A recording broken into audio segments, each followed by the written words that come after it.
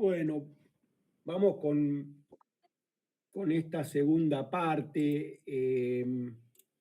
Arranco dentro del balbuceo, déjeme que arranque diciendo algo. Está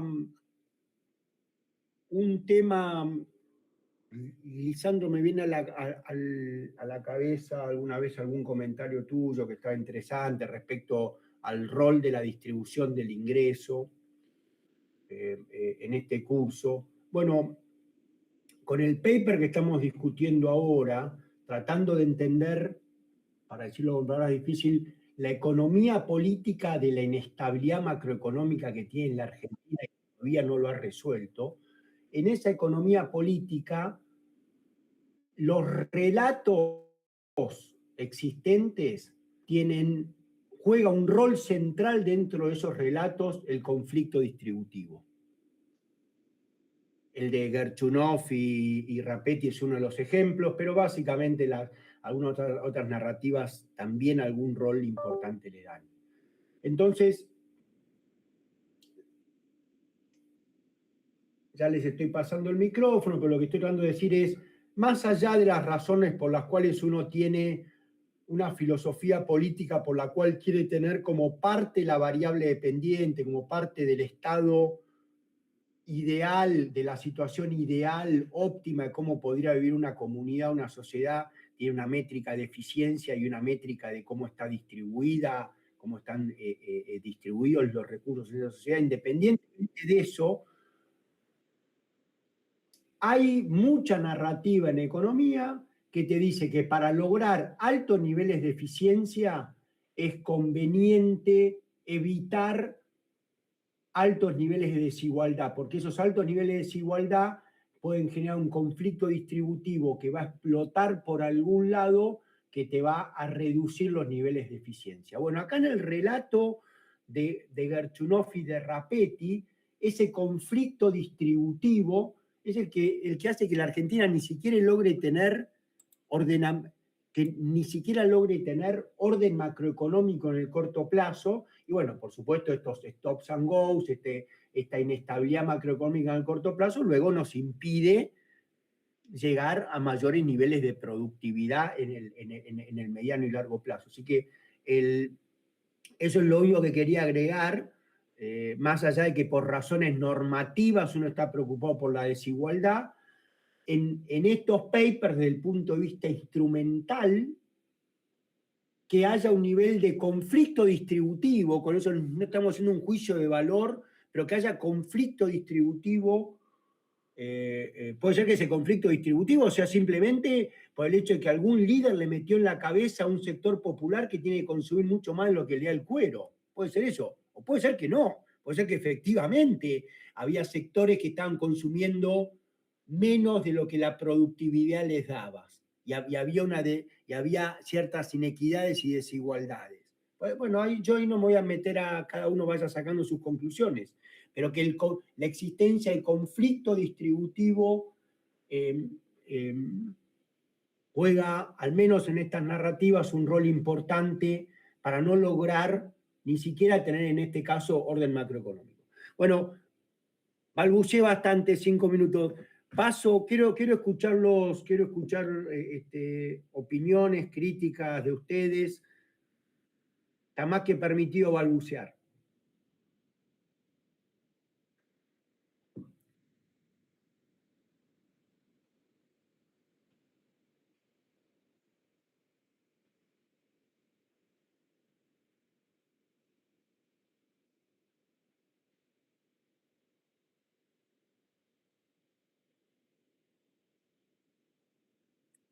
Hay un concepto que está bueno que cita el paper, que es sociología, que es el de empate hegemónico, que un poco explica la dinámica esa de decir, bueno, o sea, por qué el país oscila entre un equilibrio que es el de mercado o el equilibrio macro, y por qué te vas para el equilibrio social mientras dure y después te vuelves a ir para el otro. Y está bueno, me parece como que ayuda a explicar el péndulo argentino que también lo mencionan, creo, no sé si con esas palabras. El igual de eso es de Herchunov, ¿no? Eso del péndulo. Sí, y el empate hegemónico creo que también está vinculado ahí, sí. Eh, O sea, van siguiendo el argumento de Alan, ¿no? Estaría esta lógica de economía política cuando hay dos grupos que pelean, si hay un claro ganador, ahí lo que se suele argumentar o lo que los historiadores económicos encuentran que cuando alguien gana claramente, bueno, luego hay estabilidad porque se sigue la regla de juego del que ganó claramente. Y el perdedor se la tiene que bancar. Bueno, habrá injusticias, habrá inmoralidades, pero al menos ya se sabe en qué dirección se va porque hubo un claro ganador. Acá el argumento sería que la Argentina, dado que no logra tener un claro ganador, a mí perdón, voy diciendo cosas que no necesariamente comparto del todo, pero entiendo que esta es un poco la narrativa, dado que no hay un claro ganador, entonces vamos oscilando en donde en algunos casos, cuando este sector está ganando, vamos a una dirección, pero luego el sector que parecía que iba perdiendo, pero que luego rápidamente se repone y pasa a ganar, nos lleva a ir en otra dirección contraria, y bueno, y viceversa, y en esos ciclos continuos nos vamos moviendo de una dirección a otra.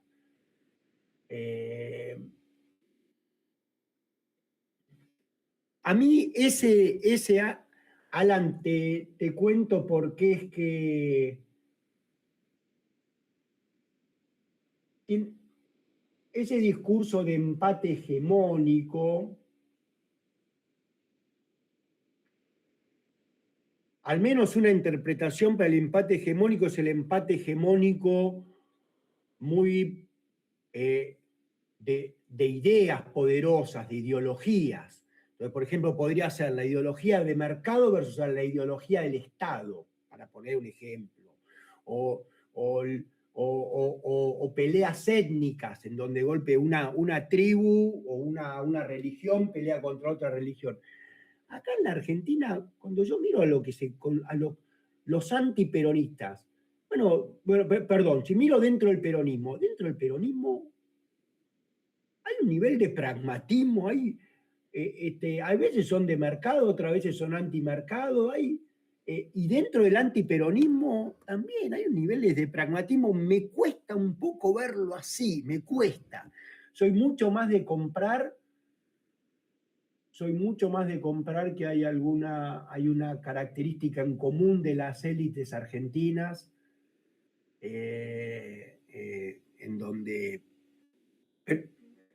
donde esas élites argentinas están jugando muy el jueguito que cada uno le conviene, y sí no hay una élite que ha dominado al resto, ¿no?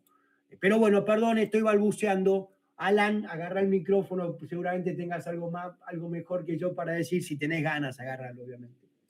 No, y también siempre bueno, que estamos hablando de estos temas, te escucho hablar, me acuerdo mucho de cuando empezaron las protestas masivas en Chile, no me acuerdo si fue en 2019 o por esos años que fue una protesta de estudiantes que se desencadenó por el aumento del subte. Me acuerdo que en un momento la mujer de Piñera dice como, bueno, me parece que llegó la hora de que compartamos un poco de todo lo que tenemos, como haciéndose eco un poco de la desigualdad de la sociedad chilena. Que bueno, igual me da risa eso porque, bueno, yo en general siempre, toda la vida tuve una visión bastante progre del mundo, creo que la sigo teniendo, pero me da risa un poco que el otro día Daniel Steingart publicó una comparativa de ingreso de todos los deciles, o sea, decil por decil comparativo de Argentina y Chile, y en todos Chile está arriba de nosotros, o sea, aún con nuestras pretensiones igualitaristas, nuestro resultado termina siendo peor que un país que siempre lo pusimos como ejemplo de la desigualdad.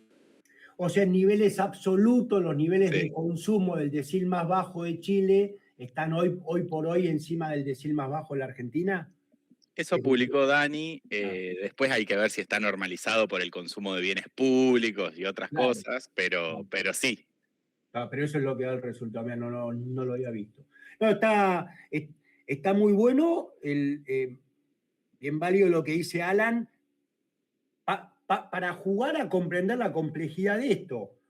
Está muy bueno lo que dice Alan, y eso a mucha gente le haría decir, seguí el modelo chileno en lugar del modelo argentino. No deja de ser también válido a la persona que dentro de su función de utilidad le importa, más allá de los niveles absolutos de consumo, meramente cómo está distribuido el consumo. Y hay gente que exclusivamente le importa eso y tendrá razones para que le importe exclusivamente eso, y en ese sentido sigue teniendo alguna razón por la cual Argentina, a pesar de que cada uno de los deciles tenga niveles de consumo más bajos que en Chile, sin embargo, el diferencial de consumo entre cada uno de los deciles en la Argentina, dado que es más bajo que el diferencial de consumo entre los deciles chilenos, hay ya gente que sigue teniendo el gusto por vivir en una sociedad así. Perdón, quería agregar ese detalle, pero no dice mucho más que eso. A ver, ¿qué poder decir de constructivo, qué poder decir de constructivo con estos temas? Hay una forma de intentar llevar esta conversación compleja, algo un poco más constructivo, es cómo ir para adelante. ¿Qué se puede hacer? ¿Qué se puede hacer a futuro? ¿Es la estrategia de que llegue un líder que insulta al resto la solución de largo plazo? Bueno,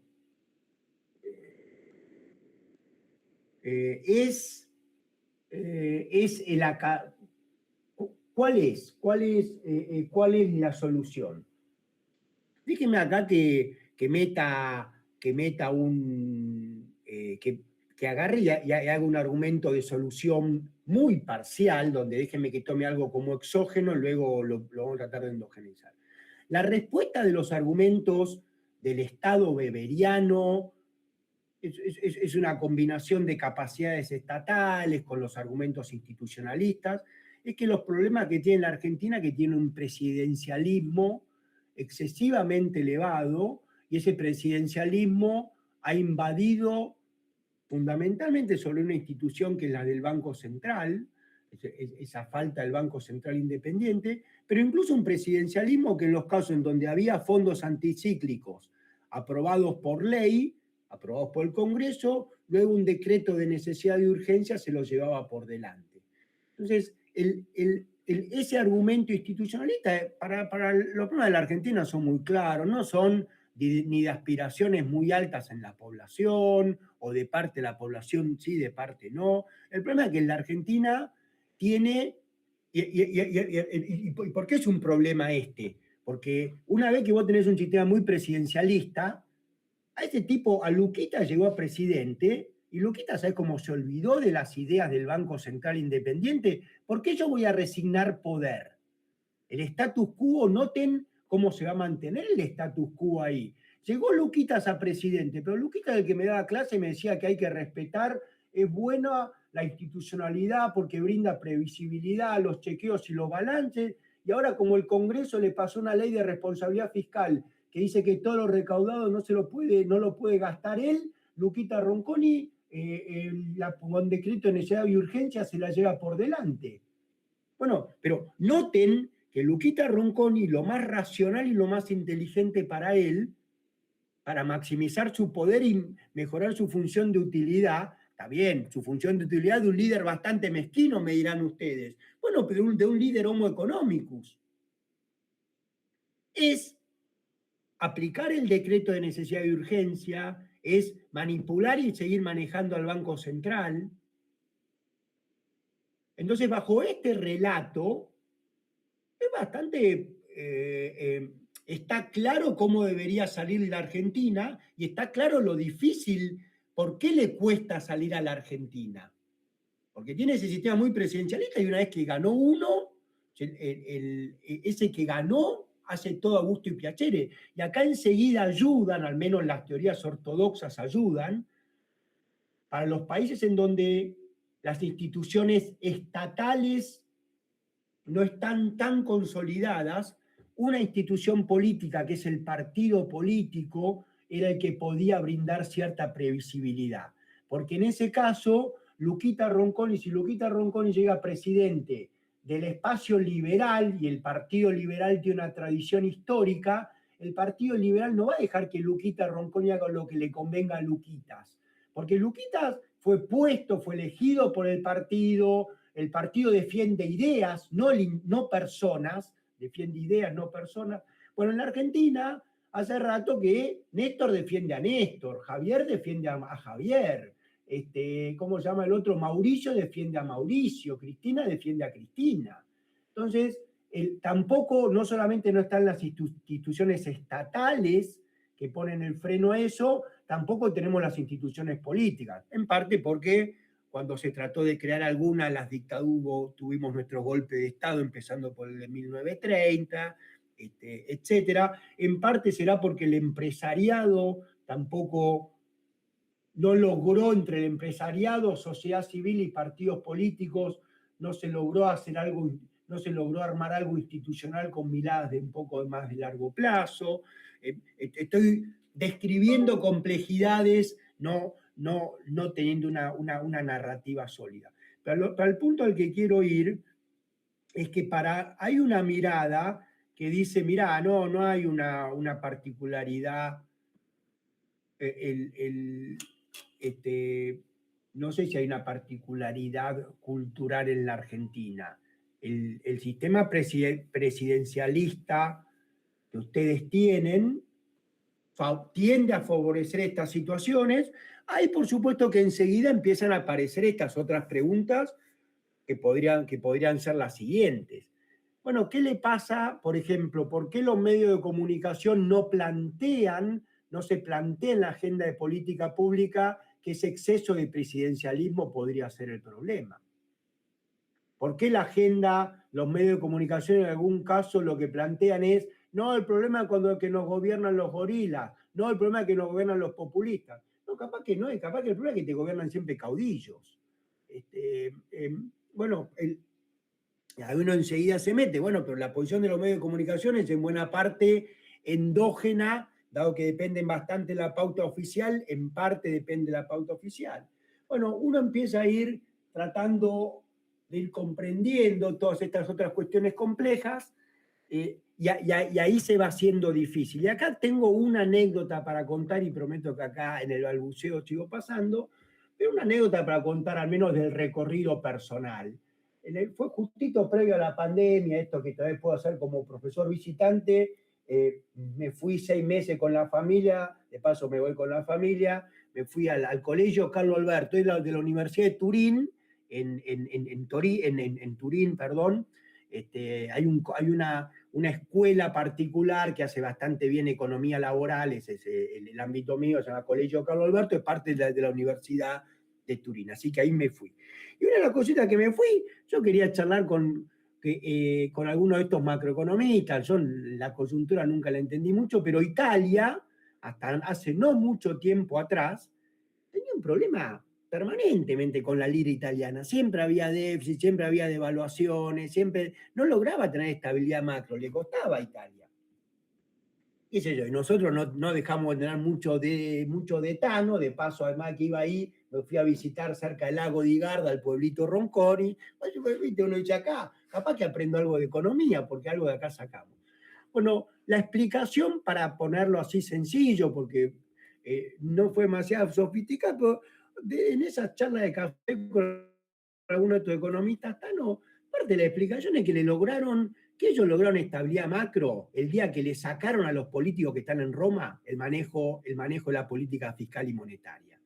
Con la Unión Europea, básicamente pudieron decir, seguimos teniendo un régimen democrático, pero la política porca deja de manejar, nuestros políticos dejan de manejar la macro fiscal y monetaria. Claro, tenés la Unión Europea, te podías colgar de las instituciones fiscales y monetarias de la Unión Europea.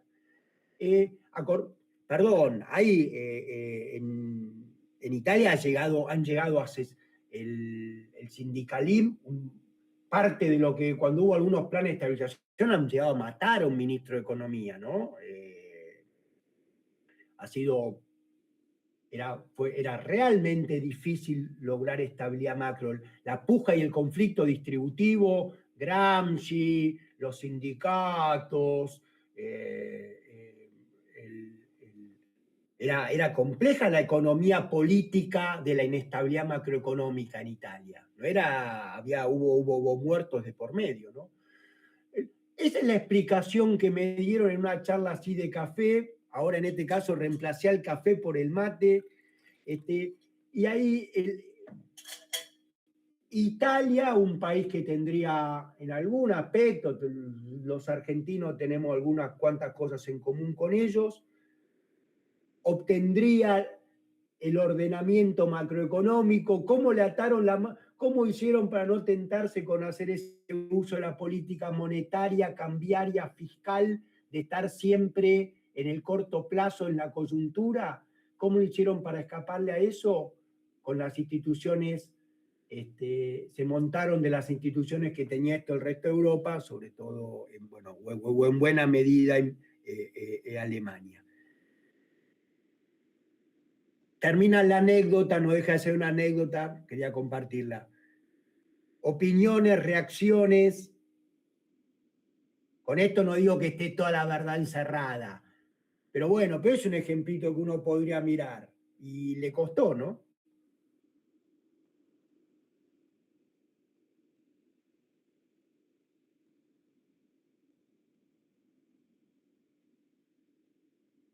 Entre esto, imagino, ustedes irán pensando, bueno, pero pará, ¿en Argentina de qué nos agarramos? ¿Qué vamos a hacer con Brasil? Bueno, hasta hace poco, hasta hace un tiempo atrás, Brasil era más desordenado que nosotros. Bueno, quizás futuro pase a ver algo a nivel regional que pueda brindar. ¿De qué no tenemos? ¿Qué vamos a hacer? ¿Una unión monetaria con Brasil? ¿Y qué va a ser? ¿El Banco Central Brasilero va a ser el que respeta la estabilidad y le brinda credibilidad a esa moneda?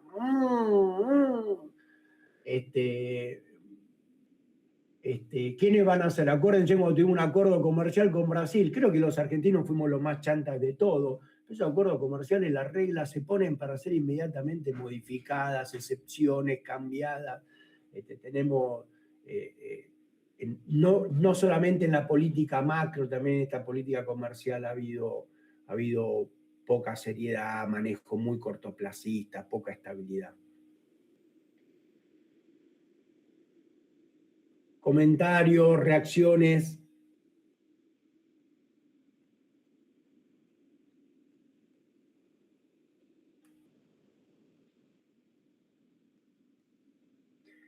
Ser miembro de la OSD, claro, no es la Unión Europea, pero ser miembro de la OSD, desde este punto de la macro, nada, ¿no? Desde el punto de vista de la macro, nada. Pero bueno, qué sé yo, no sé, quizás sea una pequeña movida ir en esa dirección. Por el otro lado, perdón, para que si alguno me quiere pegar una piña, profe, usted está hablando de entregar la soberanía del manejo de la política monetaria y la política fiscal, porque acá enseguida puede aparecer eso, ¿eh? Y yo puedo caer un poco en eso. Si me ven el cosito de WhatsApp, mi viejo fue a Malvinas, así que tengo la bandera y los aviones de la Fuerza Aérea Argentina. Así que tengo mi lado nacionalista también. Bueno, yo eso no medio como que no me lo tomo como que es parte de la soberanía, pero entendería que haya una parte, entendería no quiere decir que comparta, pero podría haber una parte del electorado, podría haber alguien que considere que eso es entregar la soberanía del país.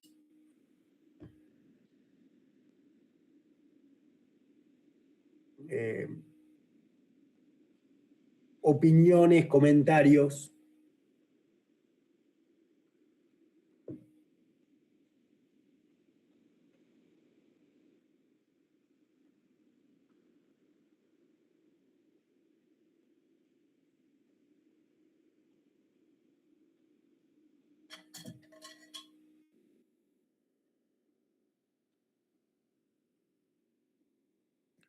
Bueno, un poco la idea de la dolarización que muchos planteaban venía por ahí. Decía, si vos te dolarizás, perdés el control de no podés hacer política monetaria y como no podés imprimir dólares, en principio tenés que tener responsabilidad fiscal.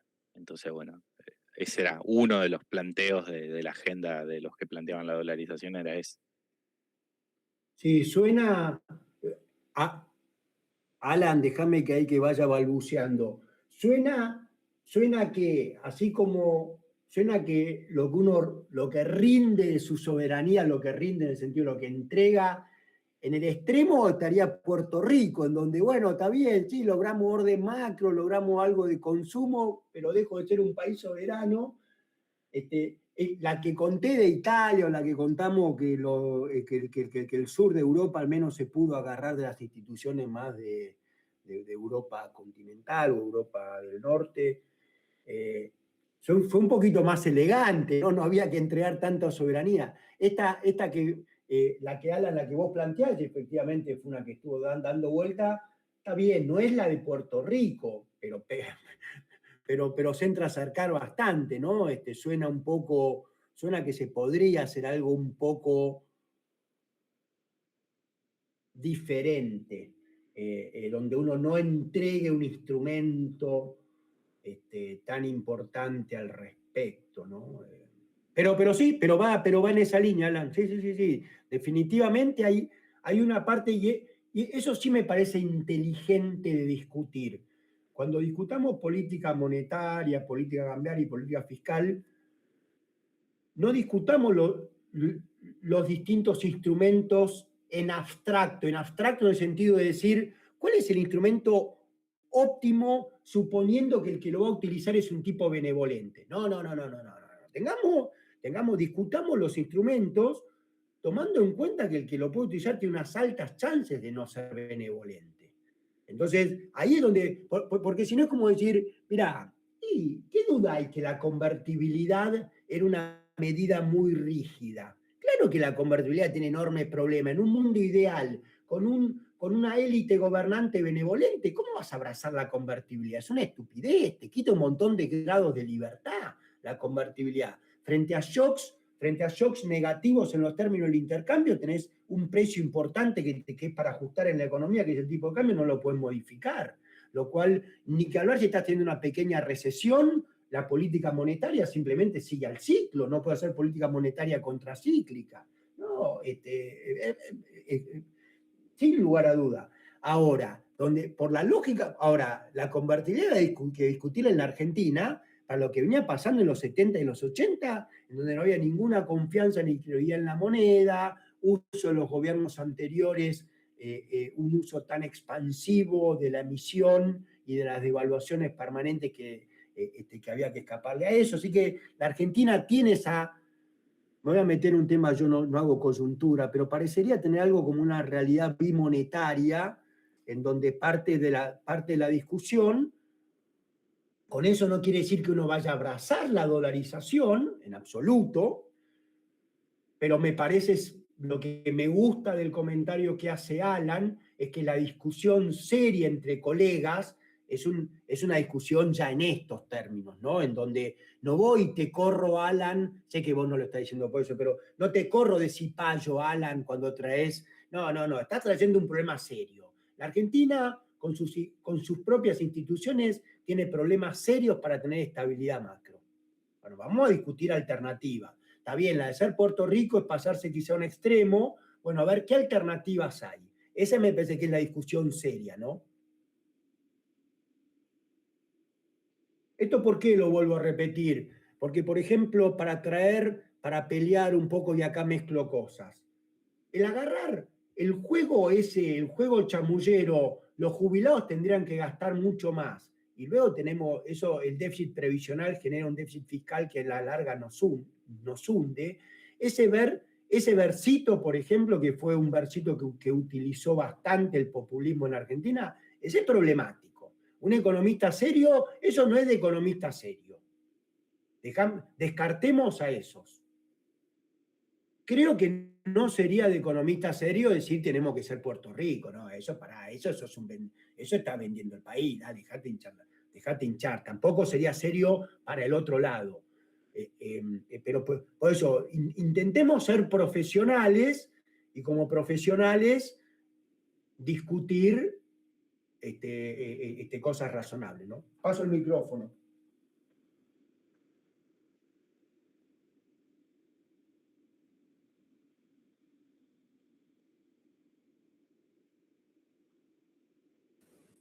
Igual yo con la idea que tengo es que estoy pensando que, como vos sugerís, y también la opinión, y es algo bastante lógico, que la política monetaria y fiscal responde más a la política, o sea, ideas cortoplacistas como vimos con Weber, o sea, que está manejada por gente que, que no responde a los intereses realmente que necesita el país largoplacistas o para ver políticas largoplacistas. Pero justamente lo que estoy viendo ahora es que, y también lo vi en otra materia, lo estoy viendo en otra materia, es que tal vez ahora el Banco Central, que no viene siendo independiente a lo largo de los años, pero tal vez en un proceso de estabilización como este, no está justamente bien que la política monetaria, el Banco Central se una con el Estado para coordinar justamente este proceso de estabilización y después pasar a ser totalmente independiente una vez superado estos problemas.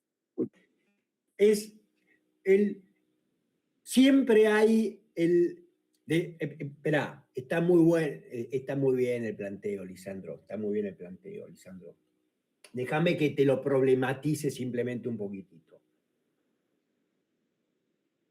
No hay una conveniencia en el que está gobernando siempre de argumentar que es una situación excepcional por la cual me tienen que dar la suma de los poderes. Pero es una excepcionalidad que ya se está por pasar.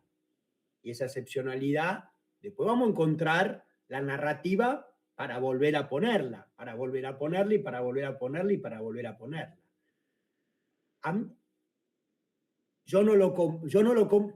Perdón, paso a ser opinólogo un segundito más del usual, Lisandro. No lo compro en absoluto al argumento. Entiende el argumento. Si vos aceptás que tenés un líder benevolente, y sí, obvio, que coordine, dale la suma de todos los poderes, si es un líder benevolente. Dale la suma de todos los poderes. El punto es que ¿quién dijo que es un líder benevolente? Sí, si Javier es el líder espiritual, el que trae las fuerzas del cielo y está peleando contra el mal, y solamente y lo que a él le preocupa es, bueno, no sé qué serían sus perritos, sus descendientes serían sus perros. Perdón, ahí metí una chicana, estoy peleando, perdón. Si él fuera a ser el líder benevolente, que quizá lo es, ¿no? Bueno, bajo esa lógica, no démosle la suma de todos los poderes. ¿Por qué no?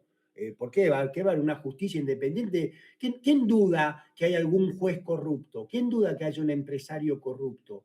¿Quién duda que démosle la suma de todos los poderes? Bueno, perdón, con la suma de todos los poderes, bueno, capaz que también desde un punto de vista técnico tampoco convendría que concentre tantas energías, no sé que sea una supercomputadora que se concentre tanto en una mano, ¿no? Dicho sea de paso, está Javier y Karina, creo que, ¿no? Pero bueno, perdón, paro ahí. Lisandro, ya problematicé bastante con lo que dije. No digo que tengas que tomar ninguna postura, obviamente, ¿no? Ya nos conocemos un montón, cada uno va formando.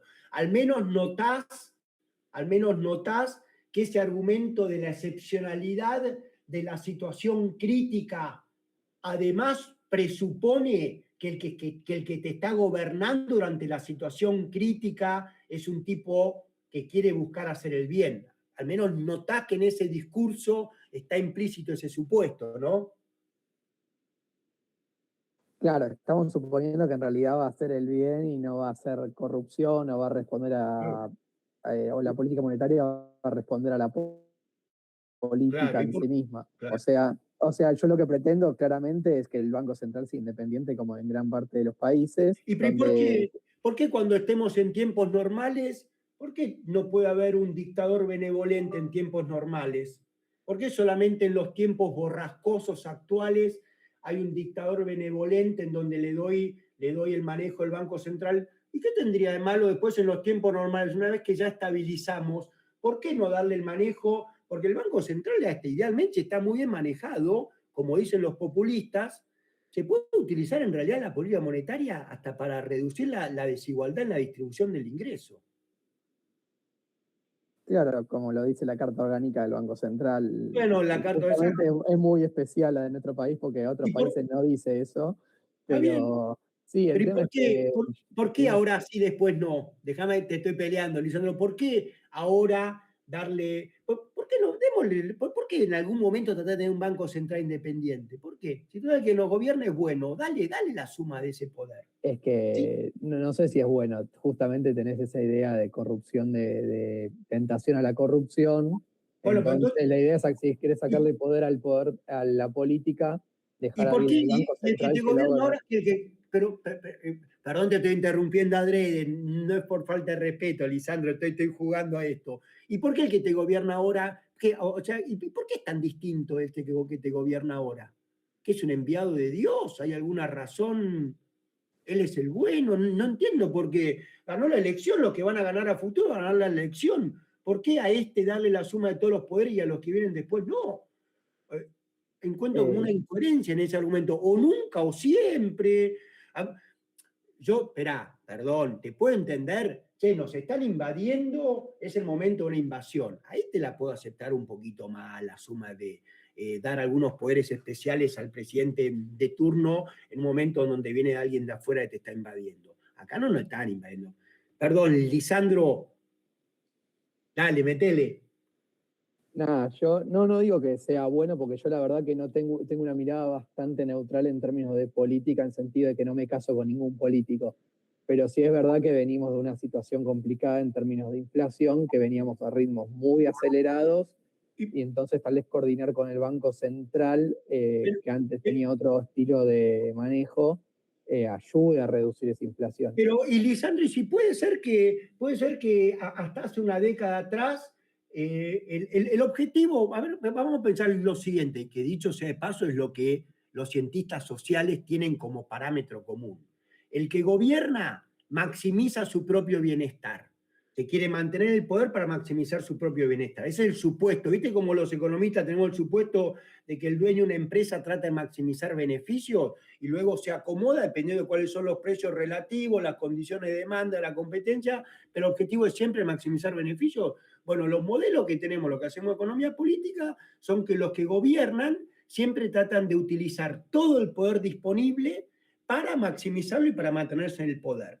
Reconocemos que cada tanto hay, así como hay un empresario que le regala algo a un pobre o hace algo que no maximiza beneficios, reconocemos que cada tanto surgen líderes especiales para un extremo o para el otro que se alejan de esto. Pero en general es el mejor supuesto, el supuesto que está en la ciencia política, de cómo toma decisiones el que llegó al poder es maximizando esa función objetivo. Entonces, y bajo esa lógica, el argumento sería, cuando gobernaba Néstorcito, la forma de maximizar el poder era darle que va la impresión. Total, ya veníamos de una década de convertibilidad en donde la emisión todavía tenía efectos reales positivos en el corto plazo.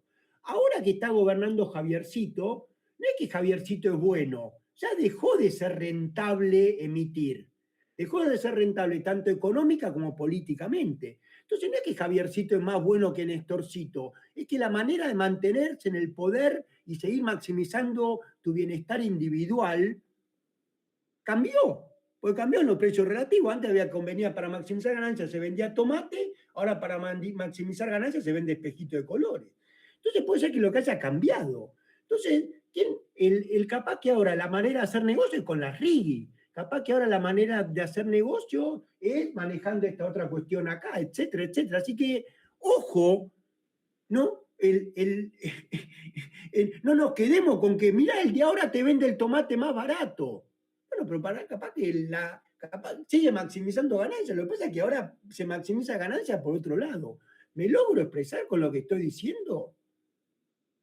Sí, sí, totalmente, entiendo lo que decís. No seamos tan no tengamos esas anteojeras tan grandes. Uno puede, es más, espera, y acá exijo un poco porque es lo que este curso trata de iluminar.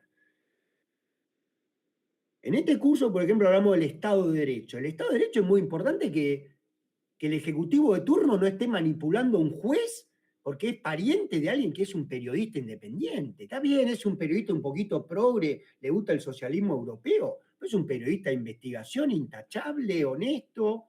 ¿Qué hace? ¿Vos? ¿Qué es eso? Fíjate cómo se maneja la FIP. ¿Qué es, ¿qué es esto? ¿Dónde está? Bueno, sí, no, te felicito. Dejamos de, se redujo bastante el déficit, dejamos de emitir. Pero, hay un montón de atrocidades que están teniendo lugar. ¿Qué estamos hablando? Perdón, no quiero ser politizado, participado, es lo último me interesa, no juego de acá estamos, imagínate, no. Pero metámosle esa mirada más completa. Luego, por supuesto, bueno, perdón, ya me termino yendo por la banquina. Lisandro, te paso el micrófono, disculpa, hablé bastante, pero vemos esa complejidad, ¿estás de acuerdo con esa complejidad? Sí, comprendo totalmente esa complejidad, o sea, sí, eso, o sea, siento que también eso, los políticos claramente maximizan su bienestar por encima del bienestar del pueblo, les interesa mantenerse en el poder y nada más. Por eso no confío tanto en ellos, solo era una mirada que tenía, una opinión que tenía con respecto al Banco Central. No sí o sí quiero esto, lo que sí, y es por mí que sea totalmente independiente y la idea es que maximizar el bienestar de los agentes por encima del bienestar político. Y si querés llevarte, Lisandro, creo que es algo bueno como cientista social y tener la adaptabilidad para cambiarlo, pero en general partí de que está gobernando, partí de que es un homo económico que está maximizando su propia función de utilidad. Es el mejor supuesto, así como el mejor supuesto para entender el accionar de una empresa es partir de que quiere maximizar beneficios, ese es en general el mejor supuesto, siempre hay alguna excepción. Pero eso es lo que la ciencia sugiere. Y acá les cuento una anécdota y ya con esto no dejo de hablar, pero una anécdota. Algo dije la vez pasada cuando nos extendimos, pero bueno, me ha tocado, como le dije, en este lugar se llama Centro de Investigación y Acción Social y la Escuela de Liderazgo Político, además de conocer a los políticos ya hechos, además hemos estado formando estados, yo ya me fui cuando vino el COVID, pero he formado, y hoy por hoy ya hay unos cuantos egresados de esa escuela, hay diputados nacionales, hay 2 o 3, hay gente que ha llegado a ser ministro en distintas provincias, no a nivel nacional, pero ministros en distintas provincias, hay un personaje que en la foto del grupo chiquito, reducido, ahora vinculado a Javier Milei también está. Y para mí es un poco, a pesar de que es un poco duro, muchos de esos jóvenes, yo cuando charlaba con ellos, te estoy hablando hasta en el 2012, 2013, 2014, hace un poquito más de una década atrás, muchos eran jóvenes como ustedes, y vos ves cómo se van transformando, ¿no? Vos ves cómo, es como estemos charlando ahora, Lisandro, y en una década pasaste a ocupar un espacio de poder, o pasé yo a ocupar un espacio de poder, y de golpe toda esta charla que estamos teniendo acá, de golpe se olvidó toda. Y vos, y él, y es bastante, y una parte compleja de todo esto, que no tengo la capacidad, porque no conocía las élites de otros países, así que no tengo ninguna capacidad para decir cuán exclusivo esto es de la argentinidad o no, pero una cosa que me llamó la atención es que entre la gente del Círculo Rojo y los jóvenes que se iban formando, que aspiran a llegar a ser parte del Círculo Rojo, el tonto, lo peor que hay es el que no maximiza el poder. Sí, pero pará, pero a veces maximizar el poder es, no sé, es decirle, che muchachos, si querés aprobar esta materia me tenés que pasar un billete por abajo de la mesa. Ah, bueno, sí, sí. O sea, maximizar el poder quiere decir, bueno, si no me van a castigar con votos o puedo poner yo quién va a ser el juez que me va a juzgar, no es hacerlo moralmente adecuado. Es peligroso maximizar el poder. Sobre todo en aquellas sociedades que todavía no tienen las instituciones y los anticuerpos para frenar al caudillo que acumula mucho poder. Y eso me pareció siempre muy duro, porque creo que en la construcción de las sociedades hay un punto que necesitas de líderes y de personas que no sean tan mezquinas, que en algún momento estén dispuestas a sacrificar el perpetuarse, alguna ventaja adicional, un salamerío un poco menos, no digo la Madre Teresa de Calcuta, para poner un ejemplo, no te digo pero en algún grado, algo de grandeza. Por ejemplo, el actual presidente había dicho que no se iba a presentar que nunca iba a apuntar a ser reelecto. Yo tengo mucha parte de mi familia que lo defiende. Todavía me dice, no, este es distinto, este no quiere ser reelecto. Bastante rápido se bajó la bandera. Perdón, no me la estoy agarrando con el actual. Mirá los que nos gobernaron antes, ¿no? Está todo bien, al final no quiero convencer a nadie que tenga que votar ni para un lado ni para el otro. Pero lo que sí querría ayudar a que como buenos profesionales, creo que es un buen supuesto partir de que en general el que te está gobernando tiene una ideología en donde va a intentar maximizar el poder. Y como les digo, hasta por una cuestión cultural, me enojaba con jóvenes como ustedes, porque tenían esa cultura en donde era un salame, era un dormido el que no maximizaba el poder. ¿Se acuerdan de Tinelli? No hubo nada peor en la Argentina. No era el peor Menem, no era el peor Néstor, no es el peor Javier. El peor era de la Rúa porque era un dormido. Lo peor en la Argentina es el que no maximiza. No era el que afanaba, no era el que se la llevaba. Hay una vara ética ahí compleja. Estoy simplificando, no estoy diciendo que sea así, estoy haciendo una interpretación, estoy especulando. Pero bajo alguna especulación, a De la Rúa en parte lo volteó Tinelli, y cómo lo volteó Tinelli haciéndose como que era un tipo que se quedaba dormido. No era el pibe rápido, el que siempre está, el que no da puntadas sin hilo. Es complejo eso, ¿no? Estoy evitando meter la palabra piola, pero hay una complejidad por detrás de la palabra piola. En particular hay una complejidad detrás de la palabra piola cuando cuando piola implica poder modificar el Estado de Derecho. Y acá sí, dentro de este discurso nos estamos metiendo mucho con el curso de Tenemos Líder. Bueno, hablé hasta por los codos, perdón, ¿alguien quiere decir algo más? Prometo que yo no digo más nada. Escucho.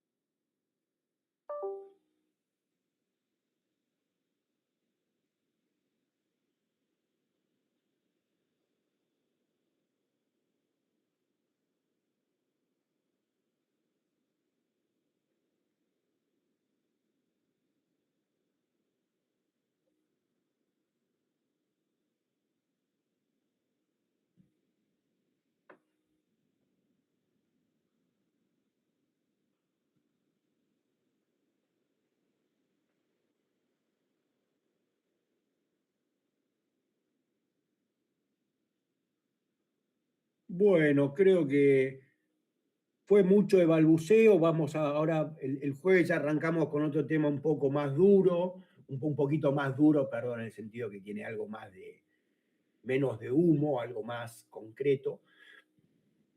Nos vamos a meter con la cuestión de cambio climático.